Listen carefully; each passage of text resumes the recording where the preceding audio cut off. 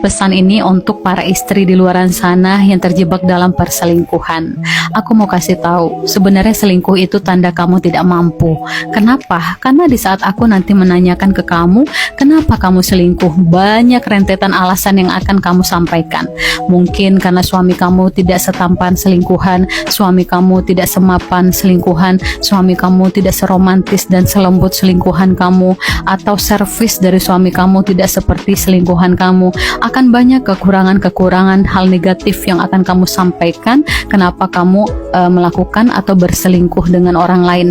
Sebenarnya bukan karena suami kamu yang kurang, bukan karena suami kamu yang negatif, tapi itu membuktikan karena kamu yang banyak kurangnya, karena kamu yang tidak menggunakan akal kamu. Kalau memang banyak kurangnya suami kamu, ya dari segi fisik, ekonomi dan lain-lainnya, itu salahnya kamu. Kan kamu yang pilih suami kamu yang mengiyakan ketika ijab kabul dan kemudian orang mengatakan sah dan kamu iyakan.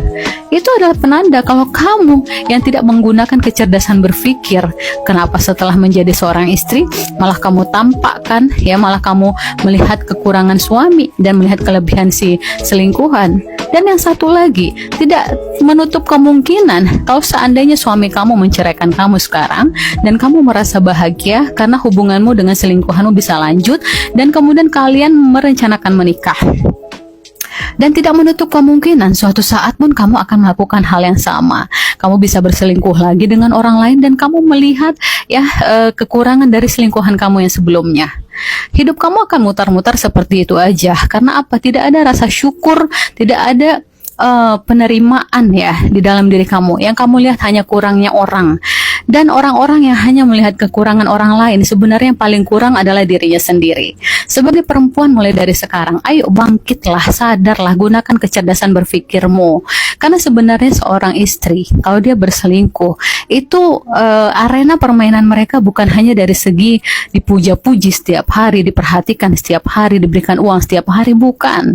Laki-laki yang mau berselingkuh dengan seorang istri atau istri orang lain, mereka hanya ingin mahkotanya kamu, ya ujung-ujungnya ke sana juga.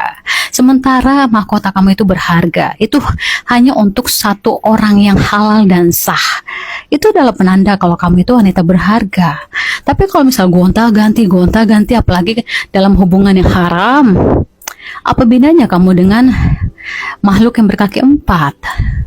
Aku bukan merendahkan kamu ya, tapi aku ingin menyelamatkan cara pikir kamu sebagai perempuan. Sekarang ini masih ada waktu untuk kamu bertobat. Jalan pertobatan itu masih luas dan panjang.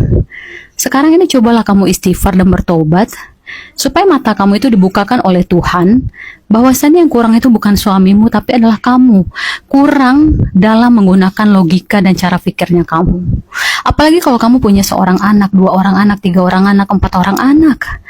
Coba, itu adalah investasi kamu dan kamu adalah madrasah pertama untuk anakmu. Kalau kamu melakukan itu sekarang, itu akan terulang lagi ke depan harinya. Dan itu akan lebih menyakiti hati kamu dan menghancurkan hidup kamu.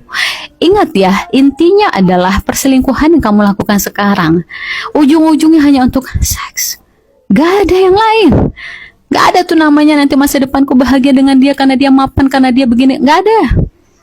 Ya, kalau misalnya ia pun kamu nikah sama selingkuhan kamu, urusan kamu bukan hanya dengan dia, urusan kamu dengan keluarganya. Iya, kalau keluarganya baik sama kamu.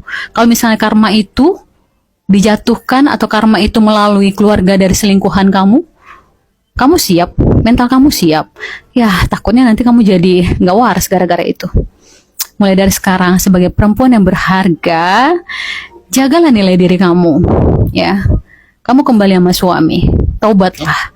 Karena apa? Ketika perempuan yang pernah berselingkuh, dia tahu itu salah dan sesat, kemudian dia bertaubat. Ingat ya, akan banyak jalan kemudahan. Allah akan angkat derajat kamu dan suamimu. Mungkin yang sebelumnya permasalahan di ekonomi, Allah akan angkat berkali-kali lipat ekonomi kalian. Kemudian kalau masalah fisik ya, Tuhan akan menitipkan rasa cinta dan syukur di hati kamu, walaupun ya tampan apapun laki-laki di luaran sana, seperti pria dari Turki kah, Eropa kah tampannya, ketika Tuhan menitipkan rasa cinta dan syukur di hatimu untuk suamimu tetap yang terbaik. Itu adalah ketenangan hidup yang sesungguhnya. Yuk, mulai dari sekarang, sadar dan sabarlah dalam meniti rumah tangga. Meniti rumah tangga ini gak ratusan tahun kok. 20, 30, 40 tahun udah cukup. Dan setelah itu pulang. Pulang ke Tuhan, bawa amal-amalmu sebagai perempuan. Kalau amalmu itu baik, maka kamu akan masuk dari pintu manapun yang kamu suka untuk ke surga. Ingat ya, hadiah untuk perempuan itu, perempuan yang cerdas, perempuan yang soleha, bukan kipas angin, bukan kompor gas, tapi surga. Percaya aja.